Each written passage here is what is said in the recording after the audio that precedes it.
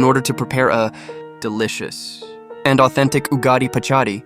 Here's a step-by-step guide. First, gather the required ingredients: tamarind paste, jaggery, neem flowers, raw mangoes, ripe bananas, and dry coconut slices. Start by soaking a small amount of tamarind in water for around 15 minutes. Meanwhile, chop the raw mangoes into small pieces and slice the bananas.